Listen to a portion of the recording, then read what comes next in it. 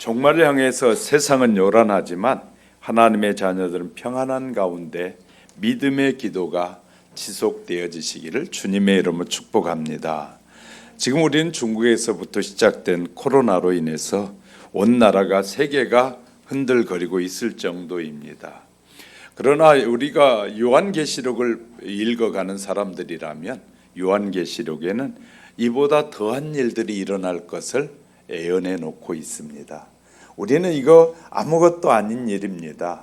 더 엄청난 일들이 주님이 가까이 오실 때마다 이제 그런 일들이 일어나게 될 텐데 이거 예고편도 아닐 것 같아요. 이런 것들은. 그러니까 장차 주님이 천사장의 나팔 소리와 함께 우리에게 임하시기 전에 일어날 일들은 우리가 가히 생각할 수 없는 일들이 벌어지게 될 것입니다.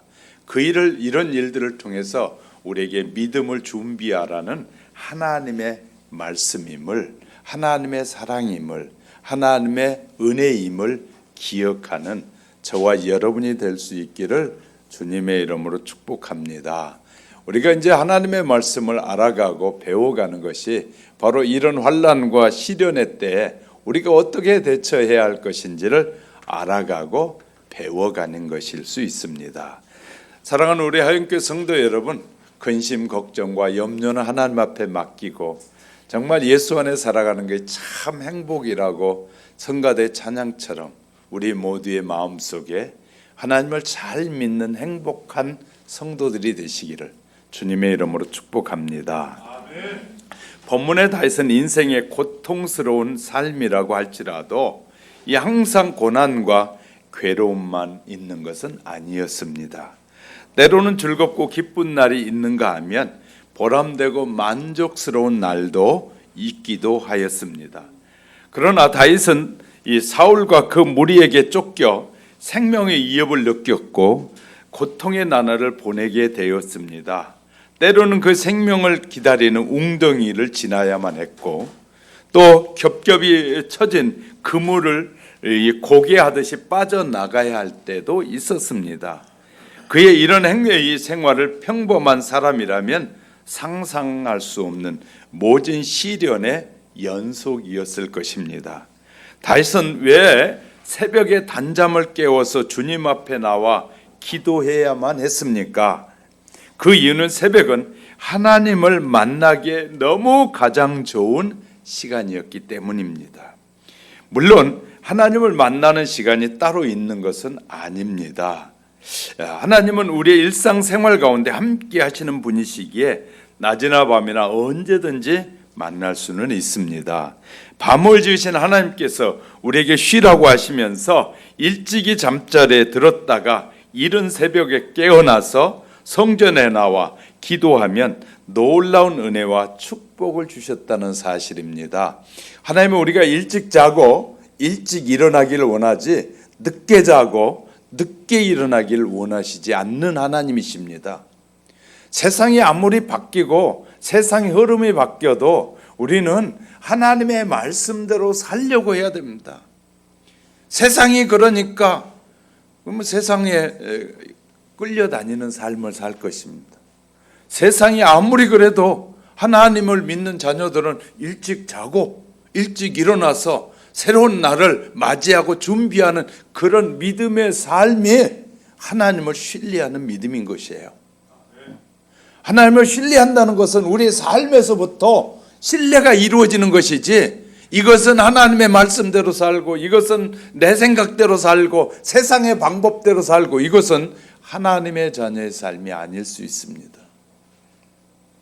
특별하게도 신앙의 위인들은 언제나 새벽에 하나님을 만났다는 사실 아십니까? 하나님은 새벽에 큰 역사를 이루셨고 예수님도 이 새벽이 되기 전에 일찍 일어나 한적한 곳에 나가셔서 기도하셨다고도 우리에게 기록해서 말씀해 주고 계십니다. 분명한 것은 새벽은 기도하기에 가장 좋은 시간이다. 우리의 일상 속에서 24시간 하루의 시간 중에서 가장 하나님과 만나기 좋은 시간이 새벽이다라는 사실을 우리는 알 수 있습니다. 새벽 기도는 이 한국 교회의 자랑입니다. 성도들이 이 새벽에 깨어서 새벽기도 함께 기도하면 먼저 주님의 몸된 교회가 평안하고 든든히 서가고 부흥하게 될 것입니다. 새벽은 성도에게 주님의 은혜와 축복을 받을 뿐만 아니라 바라는 소원이 이루어지는 시간이 바로 새벽입니다. 새벽에 깨서 기도할 때 성령의 놀라운 은총과 능력을 얻기도 할 것입니다. 새벽은 가족의 구원에 대해서 몸부림치는 시간이기도 하고, 내 남편, 내 아내, 내 자식의 문제를 가슴에 부둥켜 안고 하나님께 이 영적 씨름을 하는 시간이기도 합니다. 우리가 새벽 기도를 하지 않으면 어떻게 될까요? 먼저 믿음과 영성이 떨어지게 되고 신앙에 게을러지기 시작할 것입니다. 무엇보다도 환난이나 재난을 당할 때 물리치지 못하게 될 것입니다.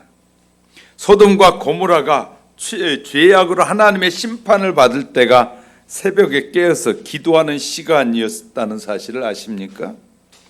새벽에 잠든 나라가 나라나 도시는 위험한 곳이고 위험한 나라입니다. 북한 공산당이 남침을 할 시간도 주일 새벽이었습니다. 예배에 잠든 나라가 도시는 위험한 나라인 것이죠. 이 예수님 당시에도 제사장들이 예수님을 죽이기 위해서 머리를 맞대고 이 음모를 꾸미는 시간도 새벽이었습니다. 이런 점에서 새벽은 영적 전쟁의 시간이다. 기적도 새벽에 많이 일어났고 시험도 음모도 새벽에 많이 벌어졌습니다. 그러므로 성도는 새벽에 은혜를 받지만 믿음이 없는 교인은 새벽에 잠들어 있는 것입니다. 새벽에 잠든 교인에게는 성령님이 크게 역사하지 않는 것을 보게 됩니다. 우리 모두 새벽이 얼마나 소중한 시간인지, 여러분에게 그래서 교회를 올 수 없는 사람은, 또 가까운 교회 가서 새벽 기도할 수 없는 사람은 여러분이 큐티할 수 있도록 그래서 책도 여러분에게 나눠드리는 것이에요. 다시 이제 이러한 고통과 시간에서 이 멀지 않아 벗어나게 될 것을 생각하면서 상상하면서 오늘 본문에서 노래하고 있습니다. 이제 그를 괴롭히는 고통의 장막이 다 벗어지게 될 것이라는 겁니다. 이러한 그의 고백은 하나님에 대한 철저한 신뢰에서부터 시작하고 있는 것입니다. 이런 내용을 함께 살펴가는 사이에 주님께서 주시는 은혜를 함께 나누는 시간이 되시기를 주님의 이름으로 축복합니다. 첫 번째는 고통에서 건져 주신 하나님께 기도합니다. 본문은 다윗이 사울을 피하여 이 굴에 있던 때에 드린 기도다라는 것이죠. 다윗은 사울의 무서운 핍박을 피하여 아둘람 굴과 엥게디 굴에 숨어 불안한 나라를 보내기 있었습니다. 다윗은 이러한 절박한 상황 속에서 하나님 앞에 기도했다라고 하고 있어요. 다윗은 새벽에 하나님 앞에 무릎을 꿇었습니다. 전능하신 하나님의 이름을 부르면서 자신의 처지를 눈물로 호소했던 것입니다. 그랬더니 하나님께서 자비를 베풀어 주셨는데 고통이라는 그물에 걸리지 않도록 하나님께서 도와주신 것이에요. 물고기들은 그물로 잡기 위해서 물속에 가만히 내려놓습니다. 그물을 쉽게 식별하지 못하게, 물고기가 그물인지 아닌지를 구별하지 못하도록 그물을 내려놓습니다. 그물은 물고기들이 이러한 어리숙한 그 생리를 교만하게 이용해서 만들어진 것이에요. 그래서 그물을 딱 내려놓은 물고기가 있는지 없는지도 모르고 지나가다가 다 걸리게 됐어요. 그물에 한 번 걸린 물고기는 요행이 아니고는 빠져나가지 못합니다. 그러나 섬세한 그물의 구조는 요행이 허락되지 않는다는 것이, 한 번 걸리면 빠져나오지 못합니다. 6절의 말씀 보세요. 내 걸음을 막으려고 그물을 준비하였으니, 내가 가는 길을 나를 잡으려고 그물을 다 준비해 놨다는 거죠. 마치 물고기의 생명을 노리는 그물처럼 다윗의 대적들은 철저하게 그의 가는 길을 봉쇄하였고 그들의 철종 같은 포위에서 벗어날 수 있는 요행을 허락하지 않는다는 뜻으로 이 말씀을 쓰고 있는 것이에요. 그러나 하나님께서 이처럼 철저한 사울의 그물에서 다윗을 건지시고 오히려 블레셋의 그물로 사울이 위협을 받도록 바꿔놓으신 하나님. 하나님은 우리의 신자 입장에서 얼마나 좋으신 분인지 몰라요. 하나님을 섬기지 않는 사람의 입장에서는 하나님이 좋은 분이 아닐 수 있지만 하나님을 믿는 저와 여러분의 입장에서는 하나님이 너무나 고마우시고 감사, 찬양과 영광을 돌릴 수밖에 없는 분임을 알게 됩니다. 하나님은 다윗의 함정에서 빠지지 않도록 지켜주셨습니다. 자연적으로 생긴 웅덩이는 조금만 주의를 기울인다면 장님이 아닌 이상 누구든지 피해갈 수 있습니다. 그러나 실족을 예방할 수 있다 그 말이죠. 그런데 6절에 보세요. 그들이 내 앞에 웅덩이를 팠으나 라는 자연적으로 생긴 웅덩이가 아니라 어떤 목적을 위해서 웅덩이를 팠다 그 말이죠. 다윗을 잡으려는 목적으로 일부러 파놓은 함정을 뜻합니다. 웅덩이는 그들이 이러한 목적으로 파놓은 웅덩이에 잘 위장을 하게 되죠. 우리나라에서도 멧돼지나 호랑이를 잡을 때는 웅덩이를 파놓고 거기를 싹 덮어놓잖아요. 나무로 살살살 덮어놓고 그래야 쉽게 빠지니까. 그러니까 사람들이 보기에도 그냥 평지 같을 정도로 잘 꾸며놨다 그 말이죠. 이런 웅덩이를 파놨다 그 말이죠. 한번 빠지면 다시는 빠져나올 수 없도록 만들어진 것임을 두말할 나위가 없을 것입니다. 그러나 하나님께서 다윗의 눈을 밝혀주심으로 그의 걸음을 지켜주셔서 그들이 판 음부의 웅덩이에 피하게 하셨다고 말해요.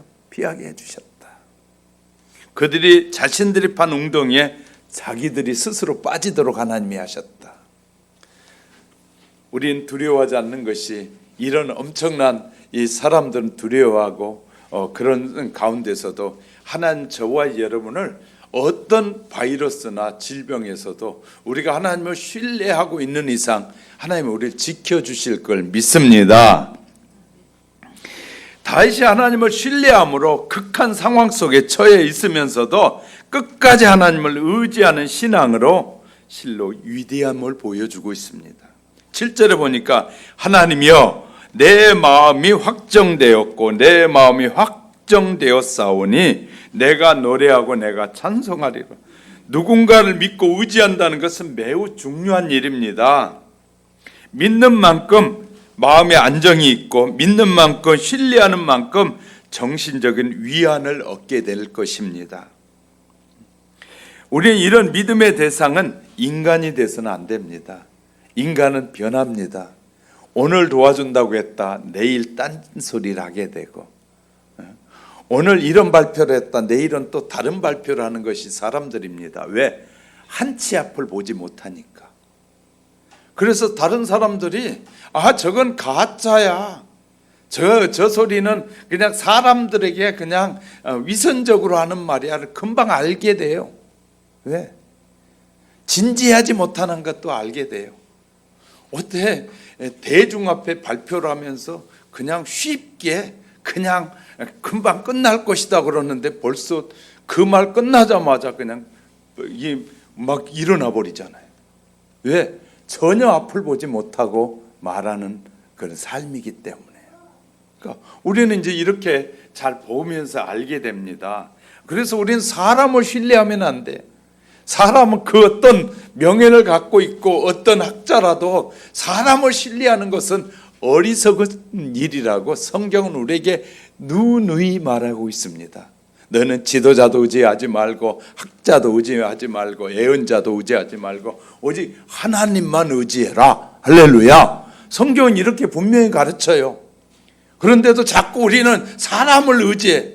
어떤 사람의 정책에 의지하고 그들을 믿고 따르려고 하는 그런 습성이 얼마나 우리에게 많습니까? 하나님을 그렇게만 믿으면 얼마나 좋을지 몰라요. 목사가 볼 때는 그만큼 하나님을 사람을 의지하는 그만큼 하나님만 의지하면 그 사람에게 기적이 일어날 것 같은데 근데 사람을 의지할 때가 얼마나 많이 있는지 모릅니다. 사랑하는 성도 여러분, 하나님은 저와 여러분을 철저하게 하나님의 약속만을 의지하길 원해요. 약속만을 신뢰하며 살기 원해요. 세상의 사람들의 약속도 그렇게 신뢰하는데 하나님의 약속을 신뢰하지 않을 때가 얼마나 많습니까? 그런데 다윗은 뭐 한다고요? 확정되고 확정되었다고 말합니다. 세상에서 가장 행복한 사람은 바로 신뢰의 대상을 하나님으로 삼는 자. 가장 행복한 사람. 이때는 좀 아멘 좀 해보셔요. 여러분 가장 행복한 사람, 신뢰의 대상을 하나님으로 삼는 자이심을 믿으시면 아멘. 이때 가장 확실하게 아멘 하신. 다윗은 어떠한 어려움이나 곤고 속에서도 이런 하나님에 대한 신뢰를 잊어버리지 않았다는 것이에요.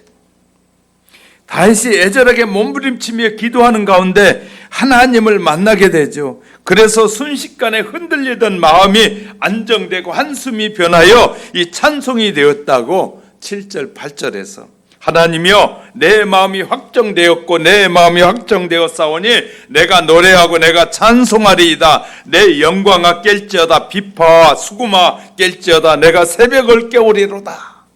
새벽에 하나님을 만나고 나니까 그 마음이 확정되어 버렸다. 정해졌다는 것이. 한순간에 신비한 응답을 받게 됩니다. 새벽에 신비를 깨달은 신앙인이었습니다. 자신의 믿음이 새벽에 받은 은혜를 시편 여러 곳에서 말합니다. 그래서 다윗은 새벽을 깨우르라고, 새벽이 가장 좋은 시간이라고 시편에서 새벽을 여러 번 말하고 있어요. 다시 하나님의 심오한 은혜를 깨닫고 하나님과 깊은 영적인 교제가 이루어진 시간이 바로 새벽이었습니다. 새벽에 도와주시는 하나님을 만났기 때문에 하나님의 마음에 합한 사람이 된 것이에요. 다윗은 그 무엇이 확정되었습니까? 그가 노래하고 찬송하기로 했다는 것은 하나님께 영광을 돌리겠다는 결심을 한 것이거든요. 다윗은 지금 동굴 속에 숨어 지내며 사울이 자기를 죽이려고 수색에 나섰습니다. 거기서 그런 사울을 향해서 욕하거나 저주하는 것은 당연합니다. 그러나 다윗은 감사했다는 것이. 9절 보세요. 주여 내가 만민 중에 주께 감사하오며 문 나라 중에서 주를 찬송하리이다 라고 노래하고 있어요. 다윗과 솔로몬은 아버지와 아들로 공통점은 찬송을 많이 했다는 거예요. 다윗과 솔로몬에게서 많이 일어나는 것이 하나님을 찬송하는, 하나님께 영광을 돌리는 일이 많았다는 것이. 수많은 다윗의 찬송이 시편에 수록되어 있고 솔로몬도 잠언과 이 찬송을 많이 썼습니다. 성경의 열왕기상 4장 32절에 그가 잠언 3천을 말하였고 그의 노래는 1,005이며 라고 했어요. 다윗의 영광, 솔로몬의 영광은 찬송에서부터 나오게 돼요. 찬송이 마음이 빠져버린, 하나님의 사랑이 빠져버린 찬송이 아니라 그 하나님의 감동된 마음으로 드려지는 찬송, 하나님을 기쁨으로 내가 신뢰의 대상으로 여기면서 드리는 찬송, 하나님만이 하실 수 있는 분이라고 하나님을 의지하는 그 찬송, 할렐루야. 내가 하나님 앞에 영광을 돌릴 수밖에 없는 유일하신 분이라는 사실을 이렇게 고백하는 찬송, 바로 이런 찬송 속에 수많은 기적을 경험하게 되는데요. 이럴 때 하나님의 축복의 영광이 나타나려면 찬송해야 되는데 축복이 30배, 60배, 100배로 찬송을 통해서 나타나게 될 줄 믿으시면, 사람이 새로운 언어를 배우면 새로운 영혼을 얻는다는 말이 있는 것처럼 하나님을 노래하고 찬송하면 영혼이 새로워지게 됩니다. 그 영혼에 하나님의 영광을 깨우게 됩니다. 그 영혼이 하나님의 영광을 깨우게. 언어 속에서 창조적인 능력으로 부정적인 말은 실패를 만들어내지만 긍정적인 말은 성공을 만들어내는 것이거든요. 내가 하나님을 노래하고 찬양할 때 영광이 돌려지고 동시에 성도들의 은혜를 받게 됩니다. 하나님의 영광을 노래하면 내 영광이 깨어나게 되는 거예요. 내 영광이 깨어나게 돼요. 내가 풍요로운 하나님을 찬양하면 나도 부유함을 얻게 될 것입니다. 할렐루야. 얼마나 찬양이 중요한 줄 아십니까? 이러한 연쇄 작업을 통해서 하나님께 감사할 수 있어요. 실은 우리가 이 코로나 이런 일이 일어났을 때 감사 기도를 해야 되는 거죠. 하나님, 이 일을 통해서 나를 각성하게 하시고 나를 돌아보게 하시고 하나님을 더 찬양하고 하나님 앞에 멀어졌던 나의 마음을 하나님께로 옮겨갈 수 있게 해주심을 실은 감사하게 될 때 그 감사의 고백대로 그런 믿음이 우리 안에서 형성되게 될 줄 믿으시기 바랍니다. 자, 영적인 언어 장애인이 되지 말고 큰 소리로 찬송하라는 것이죠. 그래서 시편 104편 33절인가 내가 평생토록 여호와께 노래하며 나의 살아가는 동안에 내 하나님을 찬양하리로다. 오늘부터 전능하신 하나님을 소리 높여 찬양하는 내가 되기를 결심하는 저와 여러분이 될 수 있기를 주님의 이름으로 축복합니다. 두 번째는 새벽을 깨우면서 결단의 마음을 드렸는데요. 새벽에 기도하던 다윗은 모든 고통이 사라지고 그가 환난 가운데서 부르짖어 간구한 모든 기도가 목전에서 이루어진 것에 대해서 감사한 환난 가운데서 하나님 앞에 새벽에 하나님 앞에 기도했더니 하나님께서 축복해 주셨다고 말해요. 그래서 그는 본문처럼 감사의 노래를 부르지 않을 수가 없었습니다. 영광의 찬송을 드리지 않을 수 없었다는 것입니다. 그가 이제까지 겪은 고난과 환난을 생각한다면 그 이러한 찬양은 진주보다 값진 찬양이 아닐 수 없습니다. 비파와 수금을 동원한 그의 찬양은 소망의 새벽을 깨우는 것이었습니다. 내 영혼이 이 새벽을 깨우리로다. 내가 감사해야 한다고 9절에서 내가 만민 중에서 주께 감사하오며 다윗이 고난 가운데서도 감사하기로 확정했다고. 우리는 고난이 있으면 하나님 앞에 감사하기보다는 불평할 때가 얼마나 많습니까?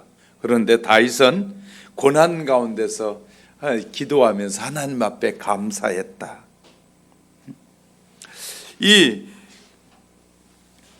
이런 결심의 영광을 깨워준다. 시편 17편 3절을 보니까 주께서 내 마음을 시험하시고 밤에 내게 오시어서 나를 감찰하셨으나 흠을 찾지 못하셨사오니 내가 결심하고 입으로 범죄하지 아니하였나이다. 그러니까 우리는요, 이 막 문제가 밀려와 가지고 막 고통스러울 때 그 문제 때문에 불평하고 원망하고 어떻게 하나님이 살아계시는데 그렇게 할 수 있겠느냐고 그런 불평하지 않았다는 거예요. 그때 그 고통스러울 때 더 하나님을 찬양했다는 거예요.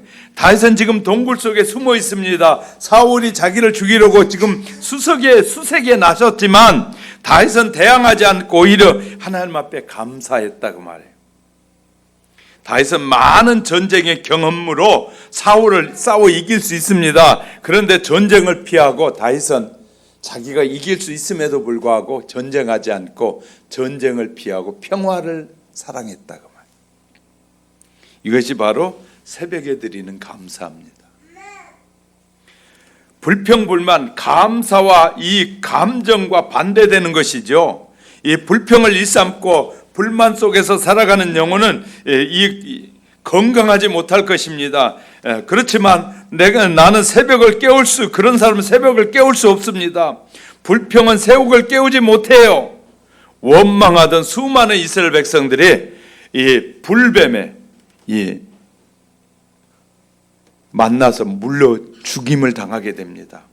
원망할 수밖에도 없었고 원망하지도 않고 감사하는 말을 하려고 할 때 그런 마음을 확정했다.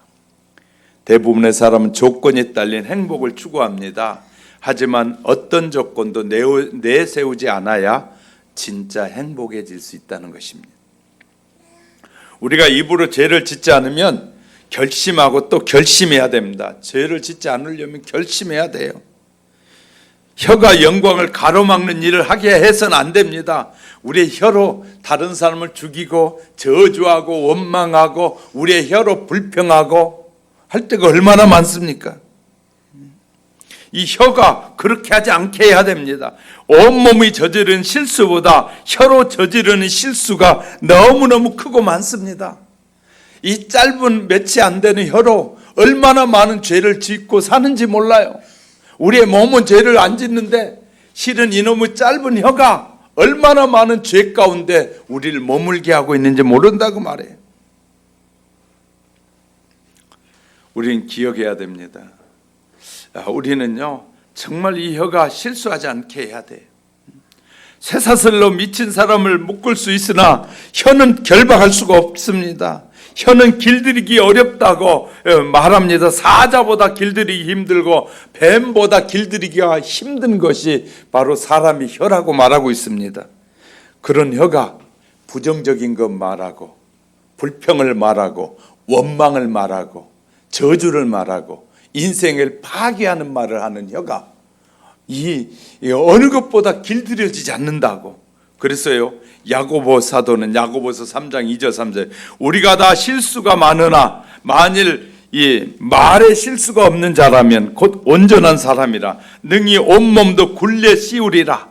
우리가 말들의 입에 재갈을 물리는 것은 우리에게 순종하게 하려고 말하게 입에 재갈을 물리는 건데 근데 하려고 하지만 그 온몸을 제어하는 것이 실은 입에 재갈을 물었는데 말이 얼마나 말을 잔듣는지 몰라요. 사람이 타고 두 발로 옆구리를 톡톡 치잖아요. 그런 말이 그때부터 주인이 가라고 하는구나 가기 시작합니다. 두 번 더 세게 탁탁 치면 그때부터 달리기 시작합니다. 그리고 앞을 잡아 당기면 말이 서기 시작합니다. 뭐하냐? 입에 재갈을 물리는 것은 그 말이 온 전체가 주인에게 순종하게 하려고 재갈을 먹인다는 것이 이런 것처럼 우리는요 우리의 말을 정말 신앙인은 말을 조심해야 돼. 무엇을 찬양해야 되고 무엇을 높여야 되는지 잘 알아야 돼. 저와 여러분의 입으로 사람을 높이고 사람을 찬송하고 사람의 약속을 믿는다면 여러분은 큰 실수하고 있는 것일 수 있습니다. 우리는 저와 여러분을 혀를 주시고 입을 주신 하나님을 높이고 그분을 찬송하고 그분의 약속을 믿고 그분을 신뢰하게 될 때 우리는 늘 승리의 삶을 살게 될 줄 믿으시면 아멘. 태풍과 폭풍으로 휩쓸어 간 그 수해 현장에서 수재민들이 웅성거리고 모여 있습니다. 가재도구가 모두 물에 잠겼고 이불이 식량이 다 없어졌습니다.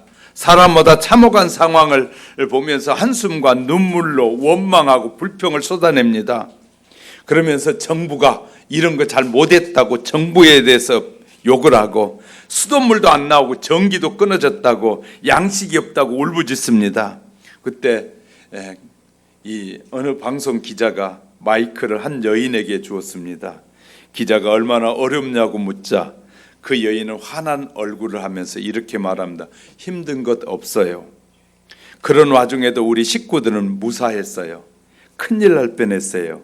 하나님께서 지켜주셨다고 생각해요 라고 말하는 것이었습니다. 기자는 어리둥절했습니다. 다른 사람들은 물이 안 나온다고 전기가 끊겼다 야단인데 그는 전혀 달랐기 때문이다 그 말이죠. 똑같은 재난을 당하고 있지만 어떤 사람은 원망하고 불평하는 사람이 있는가 하면 그 와중에도 감사하는 사람이 있더라는 것이에요. 하나님을 믿는 성도가 이런 늘 범사에 감사하며 사는 지혜가 늘 있기를 주님의 이름으로 축복합니다. 불행한 사람은 잃어버린 것, 없어진 것만을 생각합니다. 그러나 행복한 사람은 남는 것을 감사하는 것이 바로 행복한 사람이라는 거예요. 행복도 선택이고 불행도 선택입니다. 우리가 선택하게 되는 거예요. 불행한 일을 당했을 때 내가 선택하게 되는데 없어진 거 그냥 이왕 없어졌는데 그거 뭐 남을 불평해야 뭐 할 거냐. 남아있는 것들 생각하면서 감사하는 거 선택이에요. 그런데 그 남아있는 거 감사하기보다는 잃어버린 것들 다 없어진 거에 대해서 막 불평만 하면 결국 자기 인생에 마이너스가 되고 자기 몸에 질병을 만들어내기도 한다고 말해요. 우리가 선택을 어떻게 하느냐거든. 다윗은 시편 109편 30절에 내가 입으로 여호와께 크게 감사하며 많은 사람 중에서 찬송하리니 노래하며 감사하기를 확정했다고 말해요. 그것이 내가 새벽을 깨우는 일입니다. 사도 바울은 에베소서 5장 4절에서 누추함과 어리석은 말이나 희롱의 말이나 마땅치 아니하니 오히려 감사하는 말을 해라. 사랑하는 성도들은 불평이나 원망이나 이런 말 하지 말고 늘 감사하는 말만 해라. 우리 모두는요, 우리의 환경에 오늘 내게 건강을 주고 지금 살아가는 것에 내가 매이지 않고 살고 있다면 오늘 하루하루를 감사하며 사는 자가 돼야 돼. 이것이 하나님의 자녀, 하나님이 원하시는 삶이다. 하나님은 저와 여러분이 오늘도 뭐 없는 것 때문에 내가 이루지 못한 것 때문에 불평하고 원망하고 다른 사람을 욕하고 하지 말고 오늘 하루하루를 감사할 때 하나님께서 그런 자에게 복을 주시겠다고 약속하고 계시는 것입니다. 우리도 현실도 눅눅하지 않습니다. 이때 새벽을 깨우는 범사에 새벽을 깨워서 범사에 감사하는 하나님의 은혜를 이 범사에 감사하며 하나님의 은혜를 사모하는 기도하는 주의 백성들이 되시기를 주님의 이름으로 축복합니다. 세 번째는 하나님의 영광을 찬양과 기도로 드렸습니다. 다윗의 찬양을 살펴본 9절에 주여 내가 만민 중에서 주께 감사하오며 열방 중에서 주를 찬송하리이다 라는 말씀이, 우린 다윗이 얼마나 하나님의 은혜에 감사했는지 그리고 어느 정도 하나님을 사랑하고 있었는지를 이 말씀 속에서 우리는 살펴볼 수 있는데, 다윗의 기쁨은 너무나 커서 만민과 열방까지로 확대될 수밖에 없었다고 말해요. 만민 중에서 열방 중에서 찬송하리다. 이러한 그의 찬양을 통해서 우리가 받은 교훈은 무엇인지 또 살펴볼 필요가 있는데요, 찬양하는 저의 마음속에 따뜻한 사랑이 담겨 있어야 된다는 거예요. 다윗은 하나님께 자기에게만 은혜를 베풀어 주셨다고 생각하지 않았습니다. 그는 만민, 열방에게 동일한 은혜를 베푸신 하나님이라고 확신했어요. 모든 사람에게 다 줬는데 그들은 찬양하지 못하고 그들은 노래하지 못하는데 자기는 만민 중에서 하나님의 뜻을 알았고 은혜를 알았으니까 하나님 앞에 감사하고 찬송할 수밖에 없다. 열방 중에서, 수많은 사람들 중에서. 여러분의 일주일에 몇 분이나 하나님을 찬양하고 있습니까? 우리는 일주일을 돌아볼 필요가 있어요. 우리 교회에서는 수요일 날도 한 30분 찬양하죠. 금요 기도회 때도 한 30분 찬양하죠. 주일날 찬양하죠. 예배 시작하면서 찬양하죠. 새벽 기도하면서 찬양하죠. 우리는 찬양이, 하나님의 자녀들에게 찬양이 넘쳐나거든요. 근데 여러분 집에 가서 이제 예배 마치고 집에 돌아가서 하루 동안에 만민 중에서, 수많은 열방 중에서 하나님을 찬양하는 자들이 몇 명이나 삶 속에서 찬양합니까? 저는 길거리 걸어가면서도 찬양합니다. 운전하면서도 찬양합니다. 하나님 감사합니다. 이렇게 우리는 우리의 삶 속에서 얼마든지 하나님을 찬양하는 것이 만민 중에서, 열방 중에서 찬양하는 것이에요. 이것은 하나님의 은혜가, 하나님의 십자가의 사랑이 내 안에 이렇게 간직되어 있을 때 그 사랑에서부터 나오는 찬양이 하나님 앞에 연락되는 찬양이 될 것입니다. 여기에 만민이라는 표현 속에서 그를 죽이려는 사울도 포함되어 있잖아요. 사울이 다윗을 죽이려고 하는데 그런 사람들 가운데서도, 나를 죽이려는 그 사람들 가운데서도 나는 하나님을 찬양할 수밖에 없다는 거예요. 왜? 그 은혜가 놀랍고 크기 때문에. 다윗은 사울을 미워하지 않았습니다. 사울에게도 하나님을 찬양할 의무와 특권이 있기에 그와 더불어 하나님께 찬양을 드리고 싶은 마음뿐이었단 말이에요. 사람을 미워하는 자는 하나님을 찬양할 수가 없는다는 사실을 아셔야 합니다. 사람을 자꾸 미워하면 우리에게서 찬양도 사라져 버려요. 사람을 미워하지 않아야 돼요. 사람을 불쌍히 여겨야, 사람을 불쌍히 여기고 긍휼히 여겨야 저와 여러분이 뭐 할 수 있다고요? 찬양이 흘러나오는 것이죠. 찬양이. 하나님을 찬양하는 자의 마음은 남을 사랑하고 아끼는 마음이 있어야 합니다.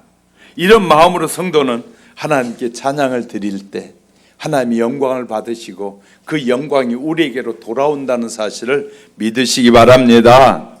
또 찬양은 감사의 적극적인 표현입니다. 다시 하나님께 구원해 주신 은혜에 감사하면서 가장 먼저 하나님을 찬양하였는데, 그는 하나님께 어떤 물질적인 것으로 감사를 표현하기보다는 그는 심령에서 우러나오는 이 마음속 깊은 곳에서 우러나오는 것이 찬양이었다고 말이죠. 정말 우리는요, 하나님 앞에 마음으로부터 우리의 삶 속에서 찬양하는 삶을 사는 은혜가 오늘도 저와 여러분 속에 임하시길 주의 이름으로 축복합니다. 하나님께서는 우리의 행위나 외모를 보시지 않으시고 우리의 심령 깊은 곳에 있는 하나님을 향한 마음을 보시고 기뻐하는 분이시라고 이 사무엘상 16장 7절에 말하고 있습니다. 다윗의 찬양은 하나님께서 기쁘시게 받아주실 복된 재물임을 알 수 있었습니다. 이런 찬양은 하나님과 늘 동행하는 삶을 살 때 가능합니다. 우리 또한 알아야 합니다. 하나님을 떠난 자는 심령을 소유할 수 없어요. 그런 심령을 가질 수가 없어요. 하나님에게서 멀어지면 찬양이 안 나오고 자꾸 부정적인 말, 원망, 불평, 미움의 말을 하게 되는 것이죠.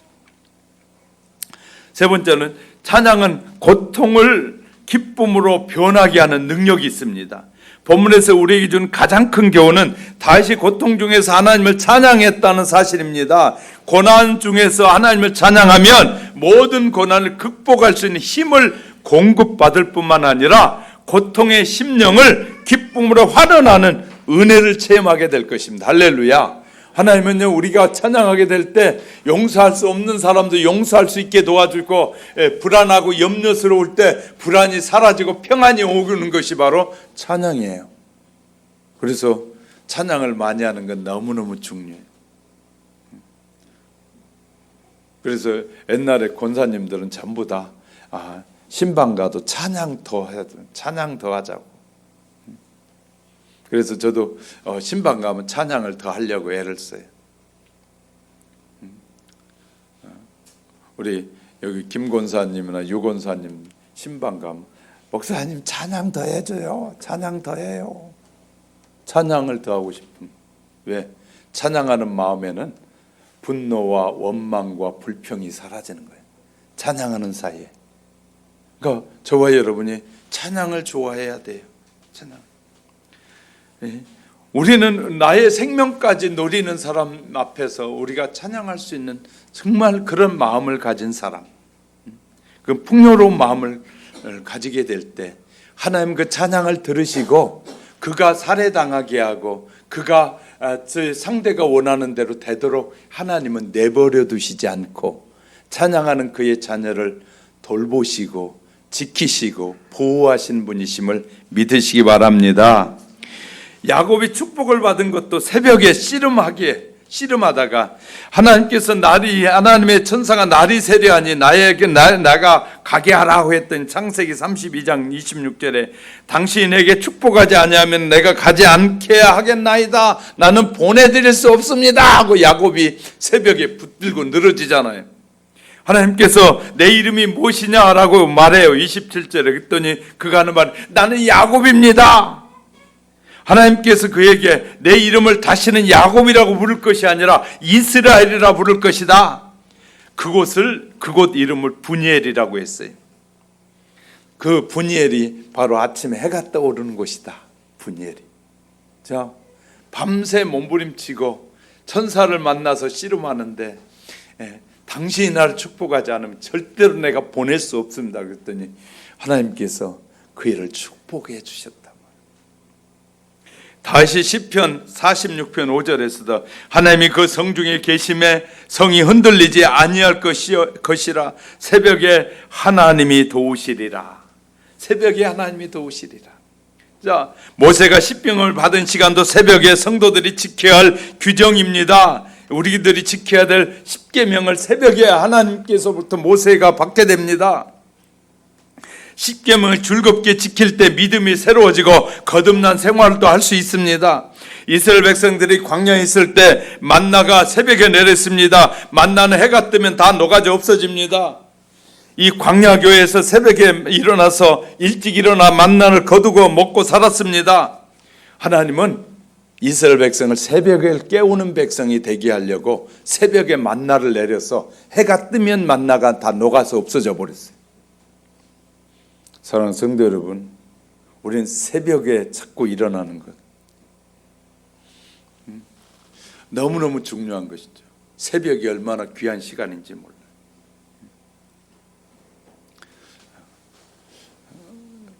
설교 준비하다가 보니까 우리 조 집사님은 가장 일찍 일어나시더라고요. 새벽에 12시 넘으면 일어나시니까 새벽에 일어나시잖아요.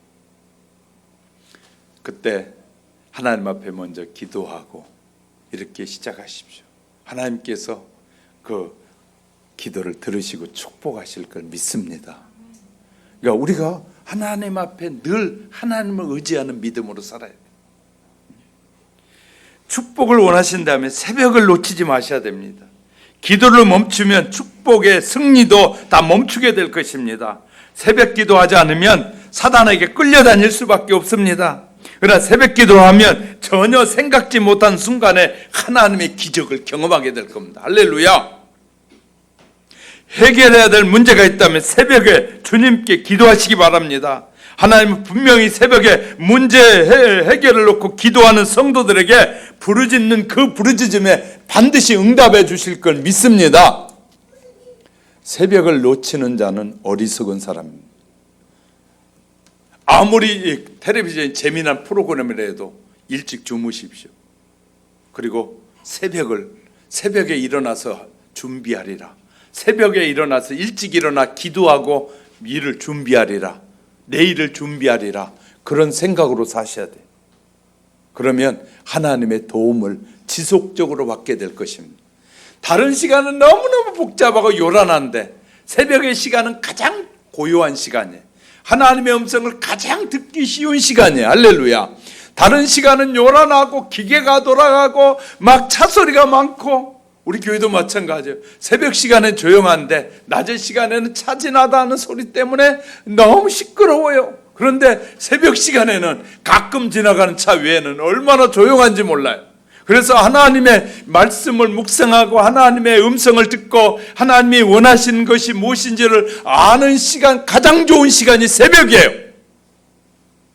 사랑하는 성도 여러분, 우리 하영교회 성도 여러분은 새벽을 깨우는 성도들이 되시길 주의 이름으로 축복합니다. 일찍 주무시고 아무리 재미난 이 영화를 하든지 드라마를 하든지 갖가지 것들이 있다 할지라도 과감하게 여러분이 그것을 버리고 하나님의 기도하기 위해서 여러분이 선택하고 결정하는 순간에 하나님께서 우리에게 갖가지 축복으로 채워주실 걸 믿으시면 크게 아멘. 그런 성도들이 되시길 주의 이름으로 축복합니다.